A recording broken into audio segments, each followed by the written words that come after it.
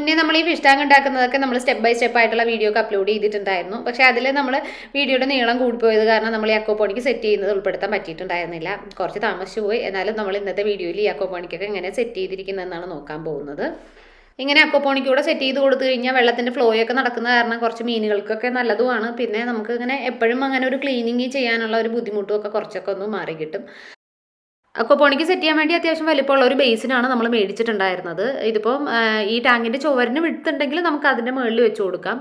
അപ്പോൾ നമ്മളിവിടെ ഇച്ചിരി വിടുത്ത് കുറവാണ്, പിന്നെ എത്രത്തോളം ബലം ഉണ്ടെന്നും അറിയാത്തത് കാരണം നമ്മൾ ടാങ്കിൻ്റെ ഉള്ളിൽ തന്നെ ഇങ്ങനെ ഒരു 3-4 കട്ടകൾ ആ ഒരു വെള്ളത്തിൻ്റെ ഒപ്പം തന്നെ ഇങ്ങനെ അടുക്കി അതുപോലെ 3 അടുക്കായിട്ട് നമ്മൾ വെച്ച് കൊടുത്തിട്ട് അതിൻ്റെ പുറത്താണ് ഇപ്പോൾ ഈ ഒരു ബേസിൻ വെച്ചിരിക്കുന്നത്.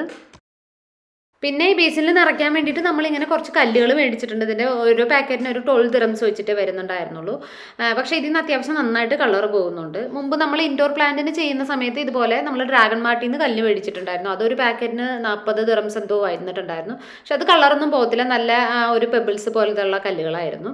അപ്പോൾ ഇതൊക്കെ ഫുള്ളായിട്ട് നമ്മളൊന്ന് വാഷ് ചെയ്തെടുത്തിട്ടുണ്ട്. എന്നിട്ട് ഇതിലേക്ക് നമ്മൾ ഫില്ല് ചെയ്ത് കൊടുക്കുന്നുണ്ട്. ഇതിനിടയ്ക്ക് നമ്മൾ ഇതിൽ ഈ ഒരു പാത്രത്തിൽ നമ്മൾ ഹോളിട്ട് കൊടുത്തിട്ടുണ്ടായിരുന്നു.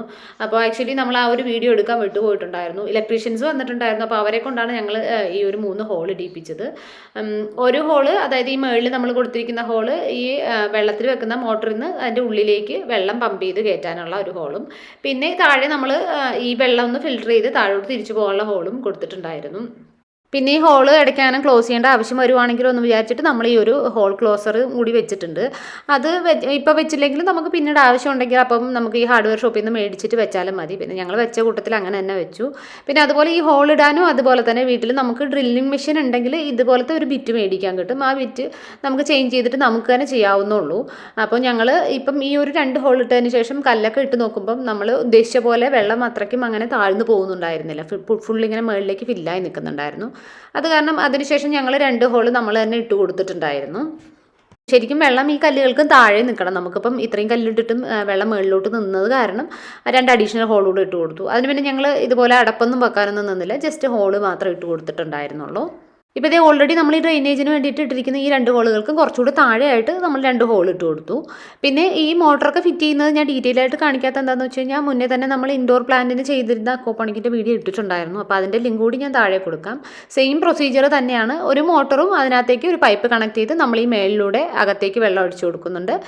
അതിപ്പം ഇതിനകത്ത് ഫിൽറ്ററൊക്കെ കഴിഞ്ഞിട്ട് തിരിച്ച് താഴെ ഇട്ട് കൊടുത്തിരിക്കുന്ന ഹോൾ വഴി പുറത്തേക്ക് തിരിച്ച് ടാങ്കിൻ്റെ ഉള്ളിലേക്ക് തന്നെ പോകുന്നു. ആ ഒരു സിസ്റ്റം അങ്ങനെ തന്നെ ചെയ്തിരിക്കുകയാണ് ചെയ്യുന്നത്. ടാങ്കിൽ നിന്ന് ബേസിനിലേക്ക് വെള്ളം പമ്പ് ചെയ്യാൻ വേണ്ടിയിട്ട് ഇതുപോലെ ഒരു മിനി മോട്ടറാണ് മേടിച്ചിട്ടുണ്ടായിരുന്നത് ആമസോണിൽ നിന്ന്. അതിന് 69 ദിറംസ് ആയിരുന്നു. അപ്പോൾ ഇതിനാണെങ്കിൽ 4 നോസിൽസ്, 4 ഇഞ്ച് മുതൽ 1 ഇഞ്ച് വരെയുള്ള 4 നോസിൽ തന്നിട്ടുണ്ട്. അപ്പോൾ അതിലേതെങ്കിലും ഒരു സൈസിലുള്ള പൈപ്പ് നമ്മൾ മേടിക്കണം. നമ്മൾ ഇച്ചിരി വലുപ്പത്തിലുള്ളതാണ് മേടിച്ചിട്ടുണ്ടായിരുന്നത്. ഇവിടെ മോട്ടറൊക്കെ സെറ്റ് ചെയ്ത് കൊടുത്തിട്ടുണ്ട്. ബേസിൻ്റെ ഉള്ളിലൊക്കെ കല്ലുമൊക്കെ നിറച്ച് കൊടുത്തിട്ടുണ്ട്. ഇനി നമുക്ക് ചെടി നട്ടു കൊടുക്കാം. ഇപ്പം നമ്മൾ ഈ 1 ദിറംസിനൊക്കെ മേടിക്കുന്ന പച്ചക്കറികളുടെ ചെടികൾ തന്നെയാണ് എടുത്തിരിക്കുന്നത്. അപ്പോൾ മണ്ണ് കളഞ്ഞിട്ട് നമ്മൾ ഈ ഒരു ചരലുമയാണ് നട്ടു കൊടുക്കുന്നത്.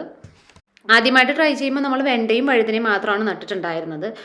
പിന്നെ 2-3 ദിവസമൊക്കെ കഴിയുമ്പോൾ തന്നെ ഈ വെണ്ട ഇടയ്ക്കിടയ്ക്ക് ഇങ്ങനെ അവശരായിട്ട് വീണു തുടങ്ങിയിട്ടുണ്ടായിരുന്നു. പിന്നെ പതുക്കെ നമ്മൾ അതിനെയൊക്കെ പറിച്ചിട്ട് മണ്ണിൽ നട്ടിട്ടുണ്ടായിരുന്നു. വഴുതനകളെല്ലാം ഓക്കെയാണ്, സെറ്റായിട്ട് കിട്ടിയിട്ടുണ്ടായിരുന്നു.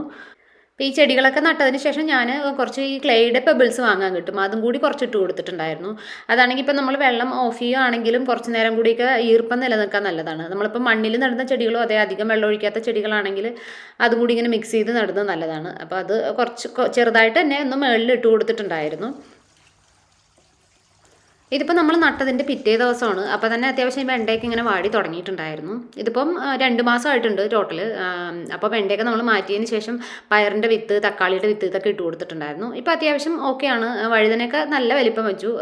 പക്ഷേ എനിക്കിതുവരെ മണ്ണിൽ നട്ടതിൽ നിന്നും ഇതിൽ നട്ടതിൽ നിന്നും ഒന്നും വഴുതന കായ്ച്ച് കിട്ടിയിട്ടുണ്ടായിരുന്നില്ല. പിന്നെ ഇതിനിടയ്ക്ക് കുറച്ച് പയറൊക്കെ നട്ടു കൊടുത്തിട്ടുണ്ടായിരുന്നു. അതൊക്കെ അത്യാവശ്യം ഇങ്ങനെ പടർന്നു തുടങ്ങിയിട്ടുണ്ട്. ഞാനിങ്ങനെ സൈഡിലേക്കൊക്കെ പടർത്തി വിട്ടിട്ടുണ്ട്.